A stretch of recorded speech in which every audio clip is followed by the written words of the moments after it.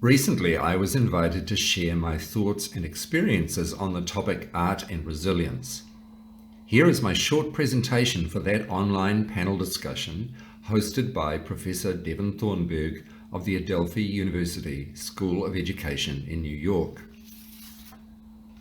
Two recent circumstances we are all familiar with caused me to reassess the way artworks, making art, and teaching art can mitigate the harmful effects of prolonged stress and chronic anxiety, and thus help build resilience in communities and individuals. Thanks to COVID and the war in Ukraine, my lesson planning has changed. Now I routinely ask myself, what have I learned about prolonged stress and chronic anxiety that helps me reshape my classroom practices? And some of the research I'm thinking of is Sapolsky's baboon studies, Marmot's Whitehall study of British civil servants, Blackburn and Apple's study of mothers caring for their chronically differently abled children, and Barker's Dutch hunger winter study. These studies show us the brain adapts to stress, but if the stress is prolonged, then it may never get out of this mode, even if the external stress factors end. And children are among the most vulnerable. In children, prolonged stress destroys the parts of the brain responsible for optimism and the ability to assume that problems are not eternal. Prolonged stress inhibits children's ability to have a positive outlook, even long after the external stress ends. But the research also indicates possible solutions, showing that several factors help people develop adaptive stress responses instead of maladaptive responses. These factors include connectedness, compassion and caring for others, giving, and children become more resilient if they have more say in what they're doing and if they are rewarded for their efforts. Here are some project examples. The first was during COVID lockdown and online learning and aimed to turn a difficult situation into a creative adventure where play, improvisation, problem solving, individual expression, and lots of individual choice reigned supreme.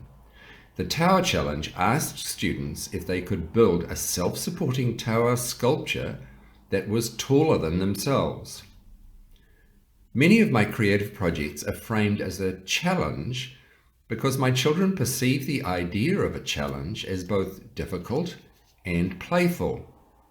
This enables me to turn creativity itself into a life lesson. As creativity is the process of combining things in novel ways to create something new, in every project I present some new learning, and students are asked to combine that with things they already know, their know-how, and their personal preferences. And to come up with a few ideas through sketching or experiments, and then to choose the solution or creative ideas they like the best. Through this process, students learn that they can work with new and challenging situations, and that there is usually more than one solution to any problem.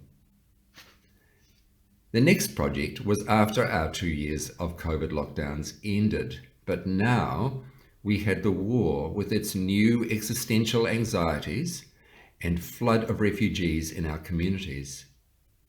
City of Hope aimed at helping students counterbalance their anxiety with concrete discussions and art making about hopefulness. We looked to our own city, Gdynia, as the first city Poland built after gaining independence in 1918, full of hope, experimental architecture, and positivity. And the project asked a simple question: what does hope look like to you? But the result of such a question is far from simple. Trying to imagine and make hope opens a process deep within each child where they have to rediscover the positive, optimistic, and future-facing self inside themselves thus mitigating the way anxiety and stress disconnects a person from their positive thoughts and feelings. And the making is important. Thinking about the question is not enough. The made object becomes a witness. It's a proof and reminder that we can make the future we desire. And the third project. At the start of Russia's full-scale invasion of Ukraine, as well as providing material support, I wanted to do something that was true to me. And so much of what I do is connect people with art experiences. So it felt natural to embark on this project of sharing a Ukrainian artist or folk tradition every day of the war until Ukraine is victorious. The relations between people's identity struggles and the visibility of their culture is well known. So I trusted that this process of one artist a day would contribute to the war of minds, would affirm and honor Ukrainian identity, culture, and language, would educate and raise people's awareness about Ukrainian art, would inspire, and would connect people. At day 267, this has proved true according to the numerous messages of encouragement that I've received, the many hundreds of times that my posts have been reshared, and the thousands of Ukrainians who have joined this post-sharing community as friends. The visibility of Ukraine's art preserves Ukraine's future. Look in the description below for links to other resources, and thanks for watching.